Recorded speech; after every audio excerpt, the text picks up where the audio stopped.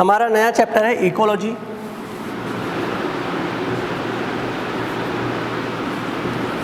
मतलब पारिस्थितिकी।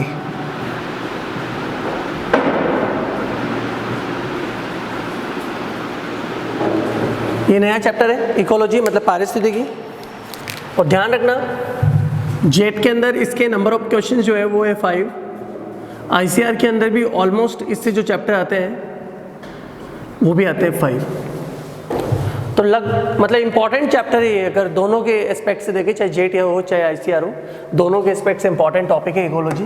अगर कोई नीट के बेसिस पे भी देखता है तो नीट में भी इसका काफ़ी अच्छा वेटेज है, 6 to 7 क्वेश्चन वेटेज होता है इसका। मतलब ऑलमोस्ट ये बहुत चैप्टर किसी भी एग्जाम की व्यू से देखें तो बहुत इंपॉर्टेंट चैप्टर है। सबसे पहले चलो इकोलॉजी का बेसिक साइंटिस्ट बेस पढ़ लेते हैं, फिर हम इकोलॉजी को एक एक करके समझेंगे। सबसे पहले इकोलॉजी, जैसे कहा जाता है कि इकोलॉजी शब्द किसने दिया, क्योंकि क्वेश्चन आया हुआ है हमारी जेट के अंदर भी, या इकोलॉजी के जनक कौन है, या भारतीय इकोलॉजी के जनक कौन है। तो पहले हम शब्द किसने दिया, तो शब्द के बेसिस पे अपन आंसर देते हैं हैकल, कि इकोलॉजी शब्द दिया था हैकल ने, लेकिन इकोलॉजी के जनक है रीटर। लेकिन एक चीज़ याद रखना बेटा, अगर रीटर ऑप्शन में नहीं है और पूछा है कि जनक कौन है, तो फिर उस कंडीशन में आप हैकल आंसर लगा दोगे, अगर रीटर ऑप्शन में नहीं है तो। ओके।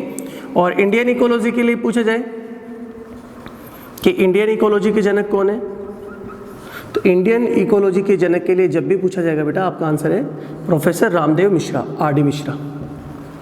कौन है? आर.डी. मिश्रा। तो आर.डी. मिश्रा जो है वो भारत इंडियन इकोलॉजी के जनक है। और वैसे केवल इकोलॉजी के लिए जनक पूछा जाए तो रीटर। तो शब्द दिया हैकल ने, जनक है रीटर, इंडियन इकोलॉजी के जनक है आर.डी. मिश्रा। तो एक तो हमारे लिए ये पॉइंट्स याद रखना, 3 की शब्द किसने दिया, जनक कौन है, और इंडियन इकोलॉजी के जनक कौन है। ठीक है। उसके अलावा अगर प्लांट्स के लिए इकोलॉजी अध्ययन के लिए जो क्रेडिट जाता है बेटा वो जाता है वार्मिंग को। कौन? वार्मिंग, एक साइंटिस्ट है वार्मिंग, उनको क्रेडिट जाता है। ये क्वेश्चन है कि प्लांट के रेफरेंस में इकोलॉजी को किसने जो है वो समझाया, या इकोलॉजी स्टडी में प्लांट को किसने एक्सप्लेन किया, तो वो साइंटिस्ट है वार्मिंग। लेकिन वार्मिंग से ज़्यादा इंपॉर्टेंट क्वेश्चन आते नहीं, इसलिए हमें इंपॉर्टेंट याद रखना है कि इकोलॉजी शब्द दिया हैकल ने, इकोलॉजी के जनक है रीटर, और इंडियन इकोलॉजी के जनक है आर.डी. मिश्रा। ये तीनों साइंटिस्ट हमारे इससे रिलेटेड है। अगर कभी पूछे कि प्लांट्स के लिए इकोलॉजी की स्टडी किसने की थी, या इकोलॉजी में प्लांट को लेकर सबसे पहले अध्ययन किसने किया था, तो आप आंसर दे सकते हो वार्मिंग। अदरवाइज जो 3 हमारे ऊपर वाले साइंटिस्ट है वही आप याद रखना। सबसे पहले क्या साइंटिस्ट वाला पोर्शन खत्म कर लो। अब जैसे इसमें ना शब्द के लिए पूछा हुआ है हैकल के लिए, तो कोई भी क्वेश्चन आ सकता है, आप ये चीज ध्यान रखना बेटा। अब अपन चलते हैं कि इकोलॉजी क्या होती है। देखो इकोलॉजी मतलब पारिस्थितिकी क्या है, तो पारिस्थितिकी एक ब्रांच है साइंस की।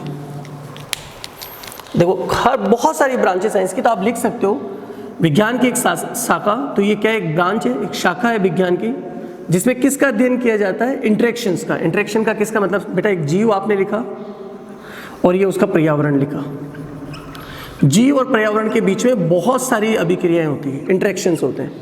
जैसे कोई खाना खा रहा है तो पर्यावरण से वो फूड ले रहा है, ऑक्सीजन ले रहा है, या फिर वो पर्यावरण में किसी को कुछ दे रहा है।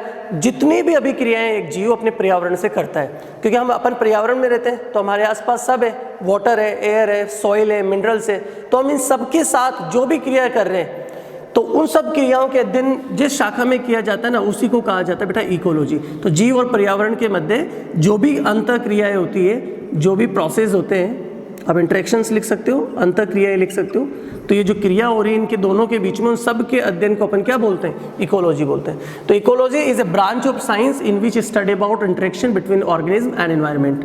मतलब विज्ञान की एक ऐसी शाखा जिसमें जीव और पर्यावरण के मध्य होने वाली क्रियाओं का अध्ययन किया जाता है। इन दोनों के मध्य जो अंतर क्रियाएं होती है, जो इंटरेक्शंस होते हैं, उनका अध्ययन जिस ब्रांच में किया जाता है इज कॉल्ड इकोलॉजी। तो इकोलॉजी क्या हो गई, इकोलॉजी विज्ञान की एक शाखा हो गई जिसमें जीव और पर्यावरण के मध्य जितनी भी अंतर क्रियाएं हैं, जितने भी उनके बीच में इंटरेक्शंस हो रहे हैं, उनका अध्ययन किया जाता है। तो बेसिक मतलब हमें पता होना चाहिए कि वो इकोलॉजी है क्या। इकोलॉजी एक ब्रांच है जिसमें हम पर्यावरण और हमारे बीच की सभी क्रियाविधि को पढ़ेंगे। ठीक है। फिर क्या हुआ, इकोलॉजी को 2 भाग में डिवाइड कर दिया। एक होता है बेटा स्वपारिस्थितिकी,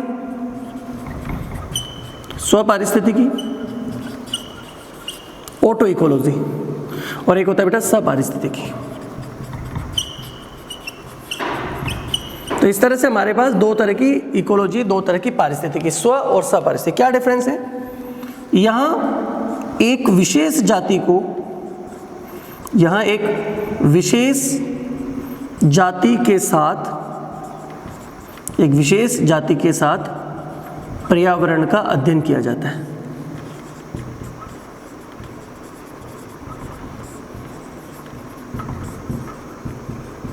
इसका अध्ययन किया जाता है बेटा, एक विशेष जाति के साथ पर्यावरण का अध्ययन किया जाता है, एक जाति को लेकर, कोई स्पेसिफिक जाति को लेकर। जैसे अपन ने ले लिया कि मानव एक जाति है और मानव जाति के पर्यावरण से क्या अभिक्रिया है, उसी का अध्ययन कर रहे हैं। मतलब हम जो भी है ना पर्यावरण और मानव के बीच में पढ़ रहे हैं, और दूसरी जाति को हमने नहीं लिया। तो मानव और पर्यावरण मतलब मानव मतलब एक जाति। तो जब एक जाति का पर्यावरण के साथ अध्ययन करते हैं ना, तो आप उसको बोलते हैं स्वपारिस्थितिकी। लेकिन यही मैं बोलूं कि अनेक जातियों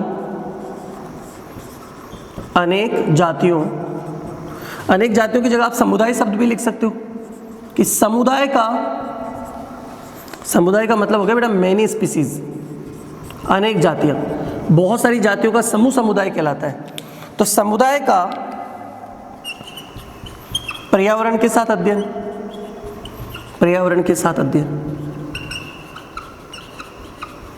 तो समुदाय का पर्यावरण के साथ अध्ययन कहलाता है सहपारिस्थितिकी, और एक विशेष जाति के साथ अध्ययन कहलाता है स्वपारिस्थितिकी। अगर आप केवल मानव को लेकर पर्यावरण के साथ अध्ययन कर रहे हो तो वो स्वपारिस्थितिकी, लेकिन मानव, गाय, भैंस, कुत्ते, गधे, इन सबको लेकर, इतनी जातियों को लेकर आप एक साथ पढ़ रहे हो कि इन सब जातियों का क्या क्या इंटरेक्शन है, वो एक ब्रॉड, एक बड़ी शाखा हो गई जिसको आपने कहा सहपारिस्थितिकी। तो आपने कहा इकोलॉजी की दो शाखाएं हो गई। इकोलॉजी को आपने दो भागों में डिवाइड कर दिया, पारिस्थितिकी को, एक ऑटो इकोलॉजी, एक सिन इकोलॉजी, मतलब स्वपारिस्थितिकी और सहपारिस्थितिकी। ये हमारा बेसिक चल रहा है कि इकोलॉजी होता क्या है। तो आपने कहा कि ecology means branch of science, विज्ञान की ऐसी शाखा जिसमें आप जीव, पर्यावरण के मध्य होने वाली क्रियाओं का अध्ययन करते हैं। अगर किसी एक जाति को लेकर पर्यावरण के साथ अध्ययन करते हैं तो आप उसे स्वपारिस्थितिकी बोलते हैं। लेकिन अनेक जातियों का समूह मतलब समुदाय को लेकर आप जो करते हो तो उसे सहपारिस्थितिकी बोलते हैं। और ये इकोलॉजी शब्द दिया हैकल ने, और इकोलॉजी के जनक कौन है बेटा? रिटर है। चलो आगे चलते हैं अपन। उसके बाद इकोलॉजी के पद आते हैं। इकोलॉजी के पद, इकोलॉजी के पद, स्टेप्स ऑफ इकोलॉजी। इकोलॉजी मतलब अध्ययन के जब आप पद कहेंगे तो पद होते हैं जीव, इससे मिलकर बनती जाति। जाति को एक ऑब्लिक वर्ड लगा के मैं वर्ड लिख रहा हूं समष्टि। समष्टि या जाति में क्या डिफरेंस है बताऊंगा बाद में। फिर बनता है समुदाय, समुदाय के बाद बनता है इकोसिस्टम, पारिस्थितिक तंत्र, और पारिस्थितिक तंत्र के बाद बनता है बायोम। बायोम मतलब हो गया जीवों, सॉरी बायोम, बायो मतलब जीवों है क्या। जैसे देखो एक जीव है, मैंने कहा एक जीव है। जब बहुत सारे ए इकट्ठे हो जाएंगे ना, किसी स्थान पर बहुत सारे ए इकट्ठे हो गए तो आप उसको बोल रहे हैं एक जाति, एक समुदाय, ठीक है। समुदाय की समष्टि या जाति। फिर बहुत सारी ऐसी जातियां जैसे ए, बी, सी, इस तरह की जातियां इकट्ठा हो गई कहीं तो उसको बोलते हैं समुदाय। फिर ये जातियां मतलब जैविक और अजैविक कारक जब आपस में मिल जाएंगे, जैविक का मतलब तो ये जातियां हो गई ए, बी, सी, ये जातियां। अजैविक का मतलब वायु, मृदा, जल, ये सब मिलकर आप देखोगे तो उसको बोलोगे पारिस्थितिक तंत्र। तो जैविक अजैविक कारक जिस जगह पर होते हैं वो पारिस्थितिक तंत्र। और बड़े बड़े लार्ज इकोसिस्टम को अपन क्या बोलते हैं? Large ecosystem. बड़े बड़े इकोसिस्टम्स को हम बोलते हैं बायोम। जैसे रेगिस्तान एक बड़ा इकोसिस्टम है, उसको अपन ने बोल दिया बायोम, है ना। तो बड़े इकोसिस्टम को, लार्ज इकोसिस्टम को क्या कहा जाता है? बायोम। तो ये बेटा एक सीक्वेंस है, ये इकोलॉजी के पद है कि सबसे पहले जीव आएगा, फिर जब एक जैसे जीव मिल जाते हैं तो जातियां समष्टि हो जाती है। इनको डिफरेंस क्या है बता दूंगा मैं। फिर जब बहुत सारी जातियां इकट्ठी हो जाएगी तो समुदाय। अगर जातियों के साथ अजैविक कारक भी आ जाएंगे तो पारिस्थितिक तंत्र। और बड़े बड़े पारिस्थितिक तंत्र को क्या बोलते हैं अपन? बेटा बायोम बोलते हैं। मतलब पारिस्थितिक अध्ययन की सबसे छोटी इकाई कौन सी है? जीव। स्मॉलेस्ट यूनिट कौन है बेटा? जीव है। ये स्मॉलेस्ट यूनिट है।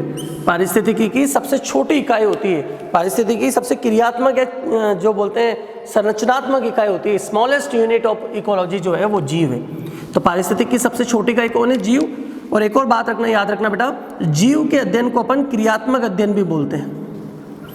क्रियात्मक अध्ययन, इसके अध्ययन को क्या बोला जाता है? क्रियात्मक अध्ययन बोला जाता है। जैसे मैं आपको बता रहा हूं, जीव जो है उसके वर्ड दिया गया फिजियोलॉजिकल, फिजियोलॉजिकल स्टडी या फिजियोलॉजिकल इकोलॉजी।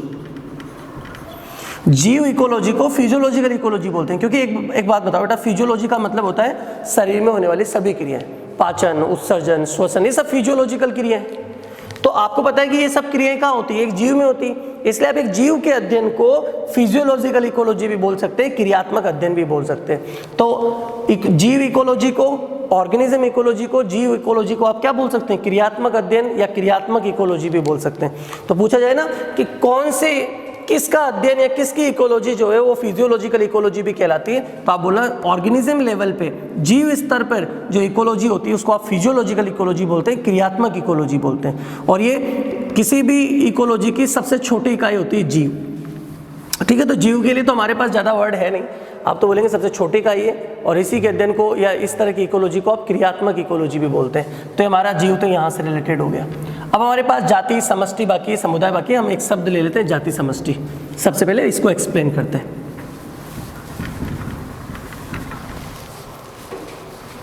हमने लिखा जाति, स्पीसीज। जाति क्या होता है देखना बेटा, जीवों का समूह, जीवों का समूह जो संरचनात्मक,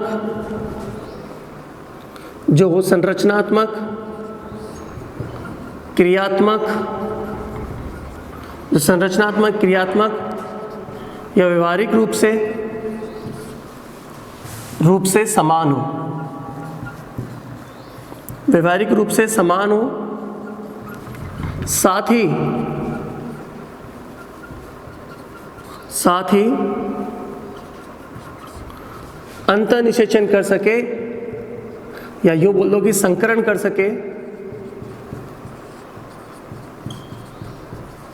सके, जाति कहलाती है,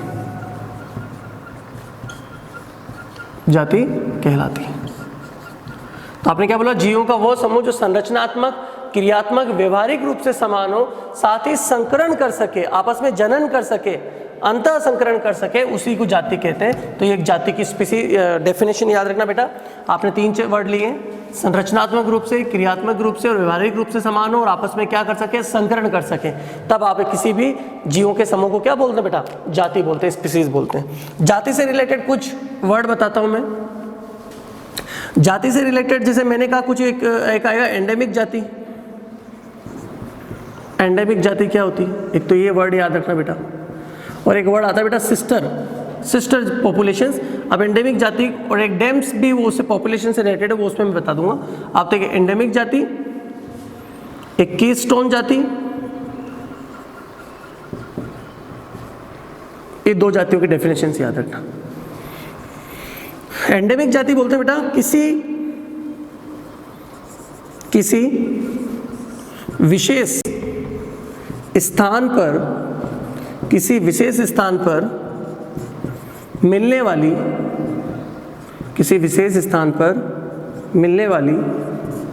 विशेष जाति को एंडेमिक जाति कहा जाता है। क्या कहा जाता है बेटा? एंडेमिक जाति कहा जाता है।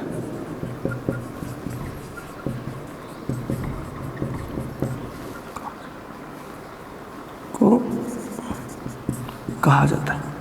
मैंने क्या बोला बेटा? विशेष स्थान और विशेष जाति। विशेष स्थान और विशेष जाति मतलब वो एक जाति स्पेशल होनी चाहिए और वो उसी जगह पर मिलना चाहिए, किसी और स्थान पर नहीं मिलना चाहिए। जैसे मैं उदाहरण से एक्सप्लेन करता हूं बेटा आपको। जैसे मैंने एग्जाम्पल दिया, चीन के अंदर, चीन में मेटासिकोया एक प्लांट की प्रजाति है, मेटासिकोया, तो ये केवल चीन में ही मिलता है और कहीं नहीं मिलेगा। या ऑस्ट्रेलिया में कंगारू, तो ये केवल वहीं मिलते हैं और कहीं नहीं मिलते। तो ये क्या हो गया? विशेष जातियां हो गई जो केवल विशेष स्थान पर मिलती है, किसी अन्य स्थान पर नहीं मिलेगी ये। तो विशेष स्थान पर मिलने वाली विशेष जातियों को आप एंडेमिक जाति बोलते हैं। जैसे चीन में मेटासिकोया, ऑस्ट्रेलिया में कंगारू, ये जातियां कहीं और नहीं मिलती, एक ही विशेष स्थान पर मिलती है। तो विशेष स्थान पर मिलने वाली विशेष जातियों को एंडेमिक जाति कहा जाता है। ये 2 उदाहरण याद रखना। कीस्टोन जातियां क्या होती है बेटा? ऐसी जातियां जो संख्या में कम हो, जो संख्या में कम हो, परंतु उनका प्रभाव अधिक हो। मतलब ऐसी जातियां जो संख्या में तो कम है बेटा, लेकिन उनका प्रभाव क्या है? उनका प्रभाव बहुत ज्यादा है, उनका प्रभाव अधिक है।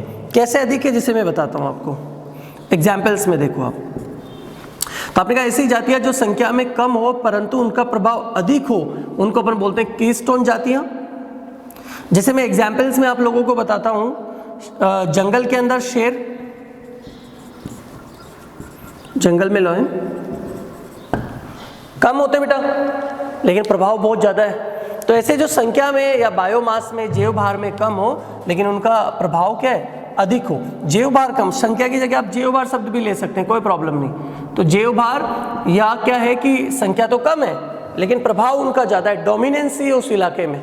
उस जैसे जंगल में लोयन है तो वो यहाँ कीस्टोन जाति है, कम है लेकिन मजबूत है वहाँ और प्रभाव बहुत ज्यादा है। तो आपने एक जाति की पढ़ा कि जाति किसको बोलते हैं? जीवों का वो समूह जो संरचनात्मक, क्रियात्मक या व्यवहारिक रूप से समान है, साथ में संकरण करता है, वो जाति कहलाता है। फिर आपने कहा कि 2 विशेष जाति, एंडेमिक जाति मतलब विशेष स्थान पर मिलने वाली विशेष जाति, कीस्टोन जाति मतलब ऐसी जाति है जो संख्या या जैव भार में कम है परंतु उसका प्रभाव अधिक है, आप उसको बोलते हैं कौन सी जाति है बेटा? कीस्टोन जाति है, जिसे मैंने एग्जाम्पल देके आपको बता दिया। अभी अपन केवल जातियों पे चल रहे हैं ना बेटा, अब मैं थोड़ा पॉपुलेशन की बात करता हूँ। पॉपुलेशन मतलब समष्टि। अब जाति और पॉपुलेशन में क्या डिफरेंस है समझना। समष्टि,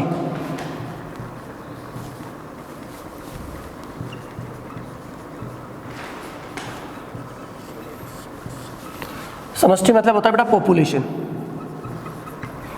पॉपुलेशन। समष्टि में इतनी बड़ी डेफिनेशन नहीं आएगी। समष्टि में आएगा एक ही जाति के सदस्यों का समूह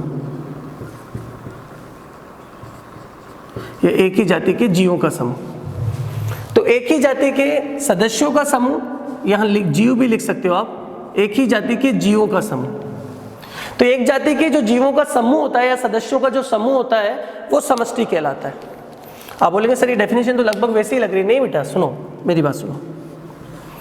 ये एक जगह है x जगह, एक जगह है y जगह और ये एक जगह है z जगह। यहाँ मानव रहता है, यहाँ 10 मानव रहते हैं, यहाँ 12 मानव या 15 मानव।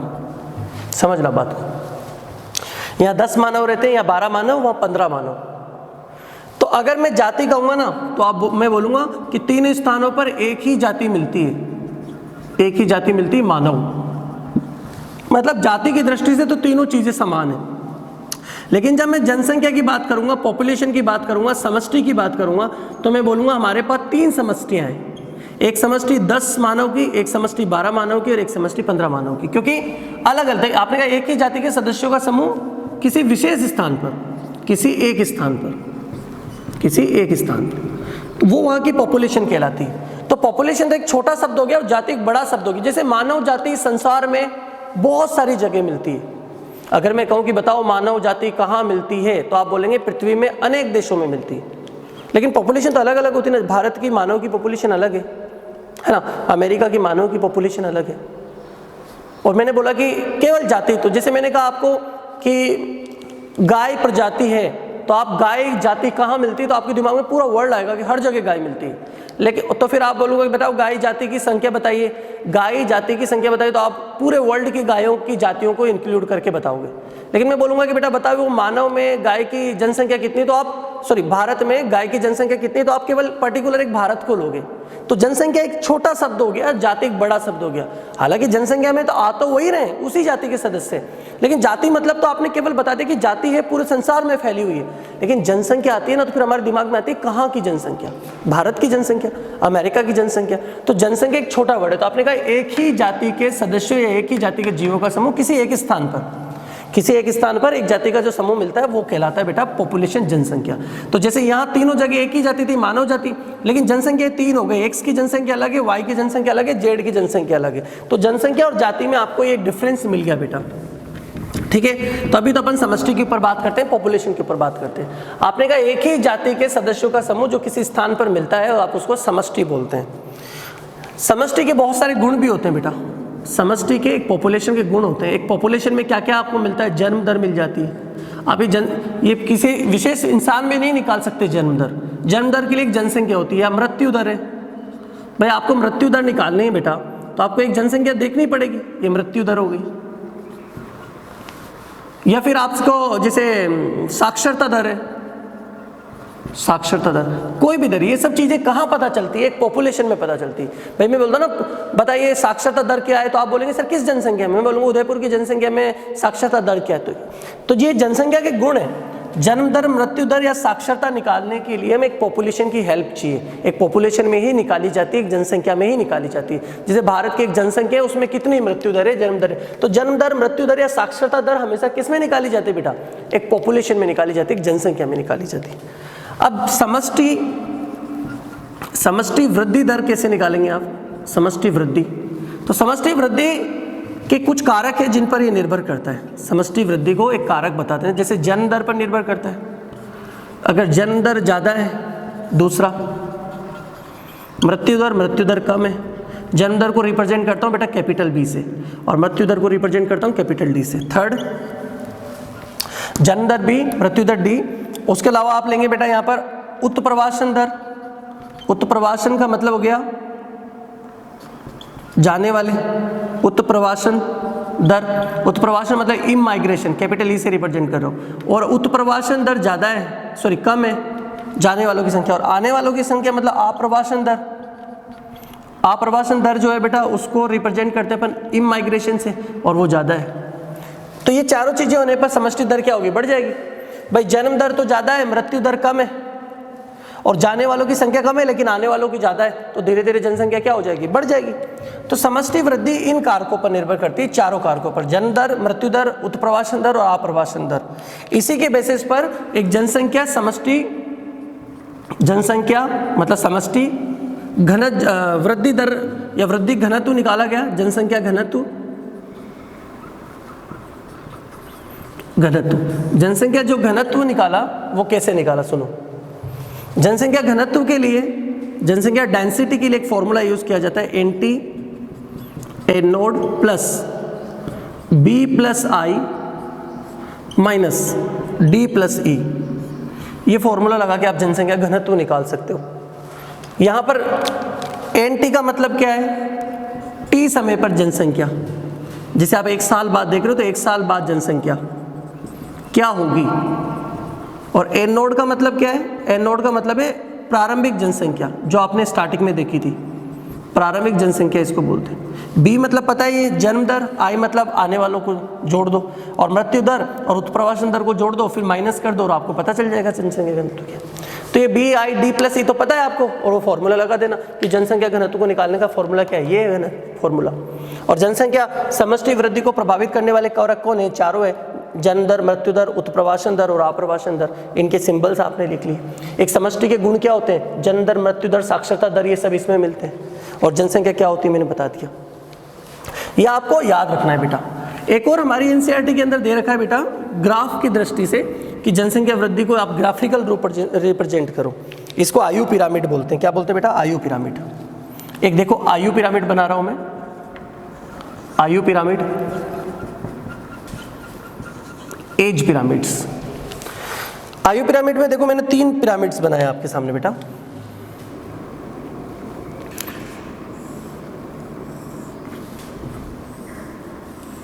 तीनों पिरामिड को ध्यान से देखना।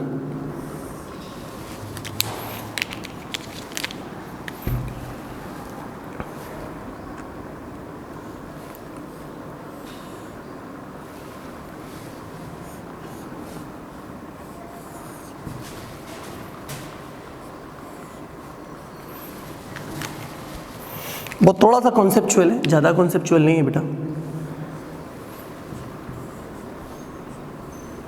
देखो ये जो ब्लू पेन से लिखा है ये है बेटा जनन असक्षम, जनन असक्षम, जिसको आप जनन पश्चात भी बोल सकते हैं, या मैं बोलूंगा इसको ओल्ड एज, ओल्ड एज कीजिए। ये बेटा जनन सक्षम, इसको मैं बोलूंगा यंग, जो रेड में मैंने बना रखे, ये रेड वाले हैं ना बेटा, ये रेड वाले। और जो सबसे नीचे ब्लैक में बना रखा है बेटा वो है जनन पूर्व, जनन पूर्व जनसंख्या, जनन पूर्व जनसंख्या को मैं बोलूंगा चाइल्ड। तो ब्लैक वाला बताता है चाइल्ड को, रेड वाला बता रहा है बेटा यंग्स को, यंग पीपल्स, मतलब जनन सक्षम, जो जनन कर सकते हैं, जनन सक्षम, यंग्स। देखो इस जनसंख्या में मैं बोलूंगा कि ये जनसंख्या, ये समष्टि जनसंख्या वृद्धि जो होती है वो नियत रहेगी, कांस्टेंट। इसकी जनसंख्या वृद्धि नियत रहेगी। क्यों भाई? क्योंकि यंग और चाइल्ड बराबर है। आज जितने यंग है और उनकी एक जनन क्षमता है कि वो हर वर्ष 1 लाख बच्चे पैदा कर सकते हैं, तो अभी जनसंख्या बढ़ने की दर है 1 लाख पर ईयर।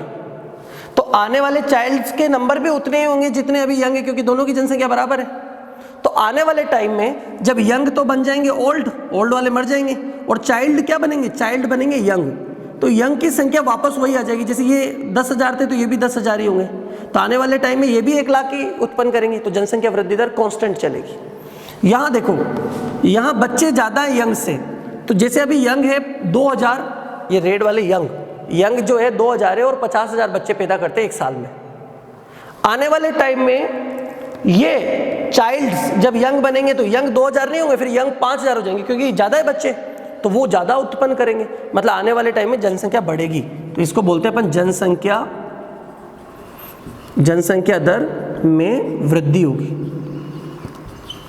तो जनसंख्या दर में क्या होगी बेटा? वृद्धि। जनसंख्या दर, वृद्धि दर नियत रहेगी।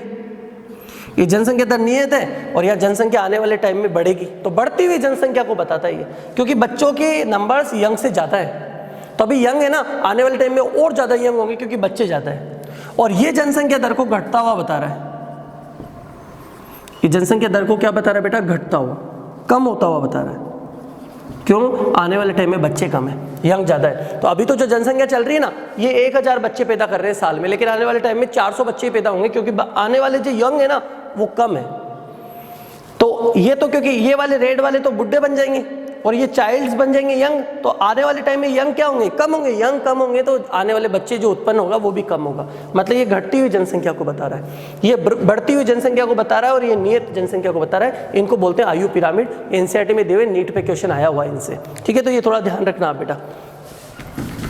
ये आपका समष्टि से रिलेटेड जो है वो छोटी छोटी चीजें हो गई। अब लास्ट बचे समष्टि वृद्धि ग्राफ। समष्टि मतलब जनसंख्या वृद्धि ग्राफ समझना।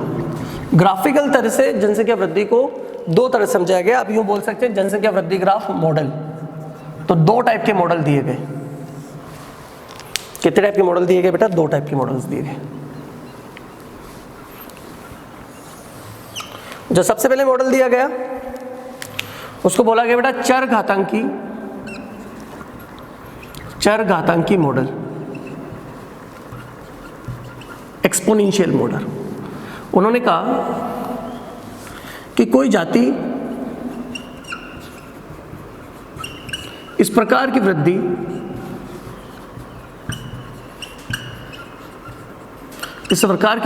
तब दर्शाता है, इस प्रकार की वृद्धि तब दर्शाता है जब प्राकृतिक संसाधन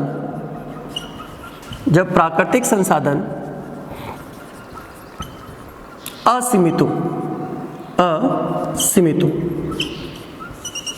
मतलब अनलिमिटेड हो, कोई दिक्कत ही नहीं है, बहुत प्राकृतिक संसाधन है, जल भोजन ये सब कम पड़ने वाले ही नहीं है। अगर ऐसी कंडीशन है ना तो जनसंख्या लगातार वृद्धि करेगी, आप उसको समय के साथ ये जनसंख्या ग्राफ को इस तरह दर्शाओगे, लगातार बढ़ती जाएगी जनसंख्या। क्यों लगातार बढ़ती जाएगी? क्योंकि संसाधनों की कमी तो है ही नहीं।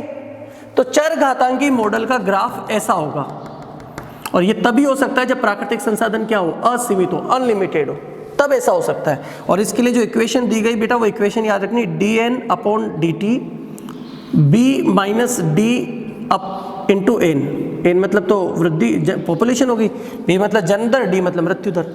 b माइनस डी को हम r से रिप्रेजेंट करते हैं, तो dn/dt और ये हो गया rn, dn/dt rn।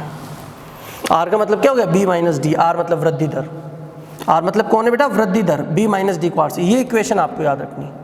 या फिर इसी को हम कन्वर्ट कर दें समाकलन करके, तो nt n नोड e की पावर rt, ये इक्वेशन ऐसे भी आ सकती है, आप ऐसे भी याद रख सकते हो। दोनों इक्वेशन डायरेक्टली याद कर लेना, समाकलन तो आएगा नहीं आप लोगों को। तो dn/dt rn होता है, हम इसे समाकलन करके मतलब एक लिमिट ले लें, लिमिट लेकर सॉल्व करेंगे तो nt n नोड e की पावर rt, इन दोनों में से कोई भी इक्वेशन आए, ये चरघातांकी मॉडल को रिप्रेजेंट करता है। तो ये ग्राफ चरघातांकी मॉडल के लिए, ये मॉडल कोई भी जनसंख्या तब दर्शाती है जब संसाधन क्या हो, असीमित हो। और ये इक्वेशन याद रखना, dn/dt rn या फिर nt n नोड e की पावर rt, ये है चरघातांकी मॉडल। एक होता है बेटा संभार तंत्र मॉडल, संभार तंत्र मॉडल, संभार तंत्र मॉडल। अब संभार तंत्र मॉडल क्या है, तो आप लिखेंगे कोई जनसंख्या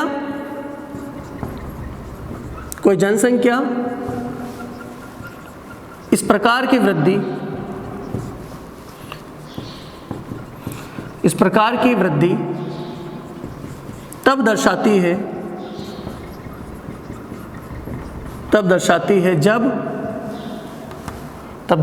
जब या कोई जनसंख्या इस प्रकार की वृद्धि तब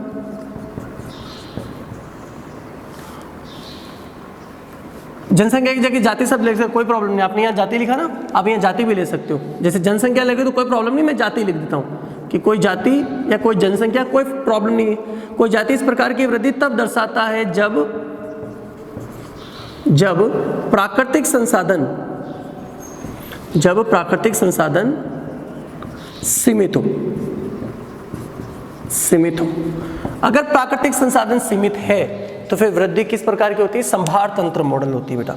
देखिए इस ग्राफ को इस तरह रिप्रेजेंट करते हैं, ये t, ये जनसंख्या, ये जाति की वृद्धि भी लिख सकते हो। ये ग्राफ पहले बढ़ेगा तेजी से, लेकिन एक लिमिट पर आकर एक कांस्टेंट हो जाएगा। क्या हो जाएगा बेटा, ये कांस्टेंट, क्योंकि प्राकृतिक संसाधन खत्म होने पर आ जाएंगे, तो ये क्या हो जाएगी, नियत वृद्धि दर हो जाएगी। उससे ज्यादा वृद्धि हो ही नहीं सकती, क्योंकि प्राकृतिक संसाधन है ही नहीं। और ये जो लास्ट लिमिट है, इसको बोलते हैं बेटा के यहाँ दर्शाता है पोषण क्षमता को। किसको दर्शाता है बेटा, पोषण क्षमता। पोषण क्षमता क्या होती है, तो आप बोल सकते हैं कि कोई भी जाति एक उच्चतम वृद्धि दर के बाद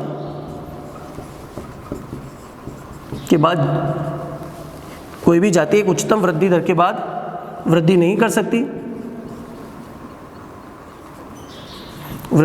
सकती, इसे प्रकृति की पोषण क्षमता कहा जाता है।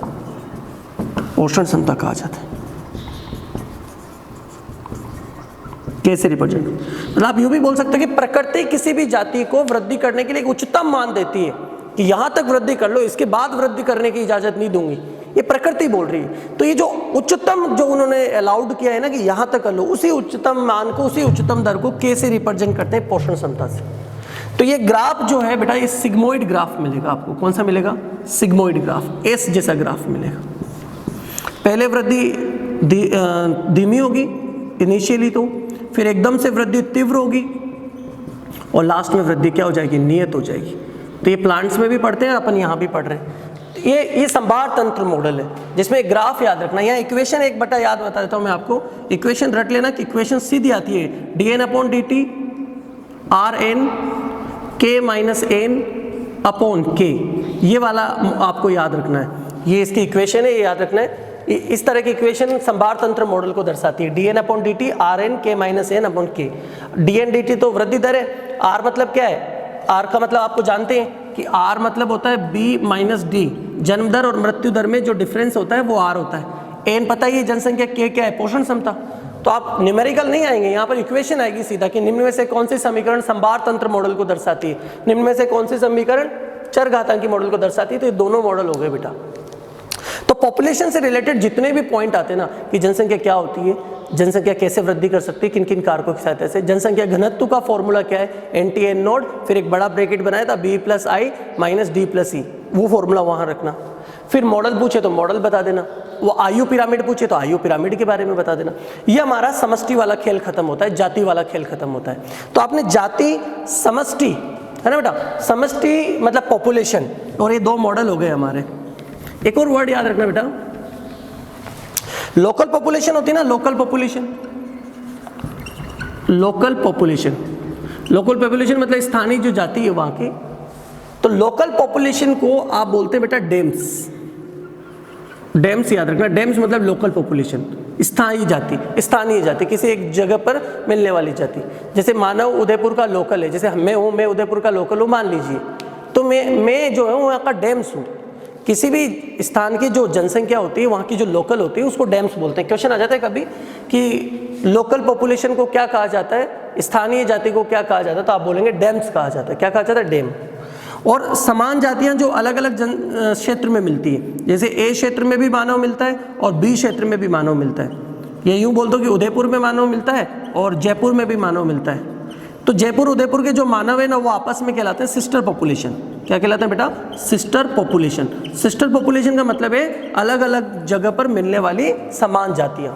जैसे उदयपुर में और जयपुर दोनों जगह मानव रहते हैं, तो अलग अलग स्थानों पर एक ही जाति मिल रही है, ऐसे को बोलते हैं सिस्टर पॉपुलेशन। और उदयपुर के मानव उदयपुर के डैम से, मतलब यहाँ की लोकल जाति है। जयपुर के मानव जयपुर के डैम से, मतलब वहाँ की लोकल प्रजाति है। और अगर डैम्स, दो डैम्स एक जैसी हो तो उनको सिस्टर पॉपुलेशन बोलते हैं। मतलब दो जातियाँ, दो जनसंख्या एक जैसी हो तो आप उसको सिस्टर पॉपुलेशन बोलते हैं, सिस्टर जातियाँ बोलते थे। सिस्टर वर्ड ही आएगा, बहन पॉपुलेशन मत लिखना, सिस्टर पॉपुलेशन ही लिखना है आपको। ओके बेटा, तो डैम्स मतलब तो लोकल पॉपुलेशन, और एक समान जातियां जो अलग अलग स्थानों पर मिलती है, आप उसको बोलते हैं सिस्टर पॉपुलेशन। तो सिस्टर पॉपुलेशन और लोकल पॉपुलेशन का थोड़ा सा ध्यान रखना। बाकी समष्टि से रिलेटेड NCERT या किसी भी लेवल पे चले जाओ, आपका खत्म हो चुका है। ये दोनों आपने समष्टि पढ़ ली।